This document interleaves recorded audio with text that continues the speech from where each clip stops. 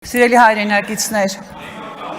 լրություն դալիճում, լրություն։ Սիրելի հայրենակիցներ, նախ թույլ տվեք ներողություն խնդրել այս իրավիճակի համար։ Ես պատկերացնում եմ, որքան տհաճ է ձեզ լսել եւ տեղից արվող կոմենտները եւ ազգային ժողովի նախագահի այսպես սրամտությունները։ Ինչևէ ունենք այն, ինչ ունենք, այս ազգային ժողովը։ Այս դահլիճում երկու օր է քննարկվում է 2024 թվականի պետական բյուջեի կատարման հաշվետվությունը եւ մինչ բյուջեի կատարողականի շրջանակներում այս դահլիճում հնչում են սպառնալիքներ, հոխորտանքներ, եկեղեցու, քաղաքական ուժերի, հանրային գործիչների, գործարարների, հեծի սովորական աշխատակիցների հանդեպ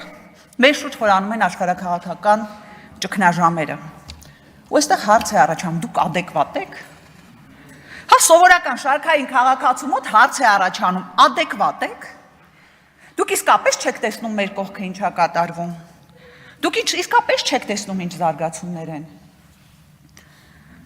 Եթե դա էլ մի կողմ թողնենք, լավ, հանգիստ եք, հայր ասած արխային եք։ Դուք ադեկվատ եք, երբ այս ամբիոնից գալիս եք եւ հոխորտում եք սեփականության ազգայնացման մասին։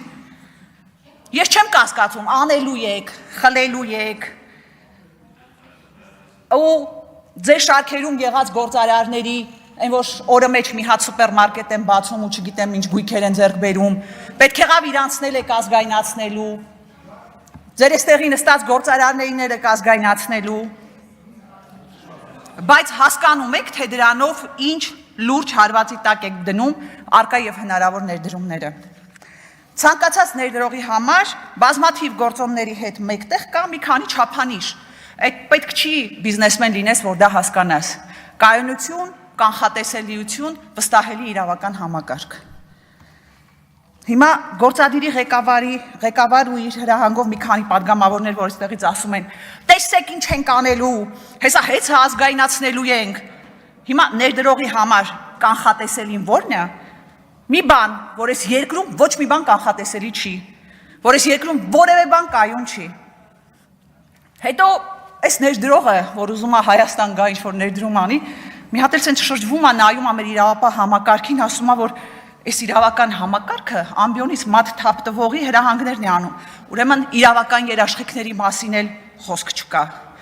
Հետո այս ներդրողը պտտվում է, նայում է վրացական սահմանին, տեսնում է, որ Հայաստանից ապրանք արտահանող մեքենաները օրերով, շաբաթներով կանգնած են Վրաստանի սահմանին եւ տրանզիտային երկիրը, մեր բարեկամ տրանզիտային երկիրը ինքն է որոշում, թողնի մեր ապրանքը թե չէ, որակը լավն է թե չէ, թողնի թե չէ։ Ու եթե հանկարծ մի քանի մեքենա, 3 առաջ օրը 33 մեքենա անցել էր, մարդիկ ու պատասխանատու պաշտոնյաները աչքալուսանք են իրար տալիս, ասում են, տեսեք, անցան մեքենաները։ Հիմա հարց, ինչպես կկոչեք մարդուն կամ կազմակերպությանը, որ այդքանից հետո կորոշի Հայաստանում ներդրում անել, արկածախնդիր, անհեռատես, չգիտեմ, որոշեք, շարունակեք ինքներդ։ Ուղղակի մի թիվ բերեմ, որ հասկանալի լինի, որ միջև այս հայտարարությունները ուղղակի ներդրումներն արդեն ինչ վիճակում էին։ 23 թվականին ուղղակի ներդրումները եղել են 584 միլիոն դոլար, նախորդ տարի եղել են 138.5 միլիոն դոլար, ուղղակի ներդրումների մասին է խոսքը։ Սա ուրեմն խոսում է այն մասին, որ արդեն իսկ ներդրողները Հայաստանի Հանրապետության իշխանությունների հետ կապված անհանգստություններ ունեն քաղաքականության հետ կապված, սրանից հետո ես պատկերացնում եմ, թե ինչ է լինելու, բայց եթե սրան զուգահեռ այդ ներդրողը մի հատ էլ չհալարի ու ուսումնասիրի գործադիրի ղեկավարի Facebook-յան էջը, կհասկանա, որ երկրում ամեն ինչ այնքան անլուրջ է, որ աշխարհաքաղաքական լուրջ ճգնաժամի պայմաններում մեր իշխանությունները մոմը ձեռքներին կուսության հարց են որոշում։ Գալով գործադիրի ղեկավարի Facebook-յան գրառումներին։ Մի ժամանակ գոնե իրավական ոլորտին տիրապետող մի օգնական ունեիք, որ քննիչների փոխարեն որոշումներ էր գրում ու ձեռքի հետ էլ երևի թե իրավական ոլորտի խորհուրդներ էր տալիս։ Հիմա մի խելքը գլխին ու համարձակություն ունեցող օգնական չունեք, որ զգուշացնի, որ այդ գրառումները վաղը քրեական գործերի հիմք են դառնալու։ Կամ զգուշացնի, որ 2 օր անընդմեջ իրար հետևող քաղաքական հետապնդում իրականացնելու գրառումները առերևույթ գոնե քրեական օրենսգրքի 441 հոդվածի առիթ են։ Կամ մտածում եք այդ խեղճ քննիչների ու դատավորներին ինչ լուրջ փաստի առջև եք կանգնեցնում։ Ձեր անօրինական հրահանգների պատճառով այս մարդիկ օր ու գիշեր մտածում են ինչ հորինեն, որ կարողանան այսպես բերեն իրար կպցնեն ինչ-որ մի քրեական գործ։ Դուք հասկանում եք, որ անլրջացնում եք իրավական համակարգը։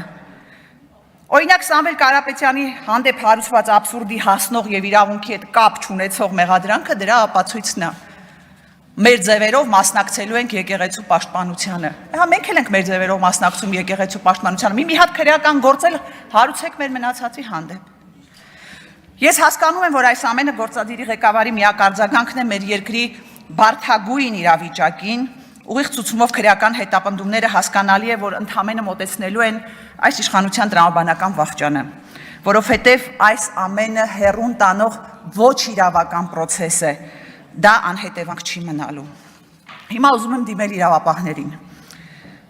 Դուք որքան եք լուր, անձայն կատարելու անօրինական հրահանգները, ձեզ համար կարմիր գիծ կա, որն է այդ կարմիր գիծը, կամ եթե չկա, ասեք իմանանք, դա էլ է խաղի կանոն։ Եղել են երկրներ, որոնք այդ կանոնով առաջնորդվել են, բայց թե վերջում ինչ է եղել այդ երկրների իշխանությունների ու նրանց հլու հնազանդ ենթակաների հետ ինձանից լավ գիտեք։ Հիմա կասեք, ըստ շրջանառվող լուրերի, ԱԱԾ ղեկավարը փորձեց չենթարկվել ապօրինի հրահանգին եւ հեռացվեց աշխատանքին։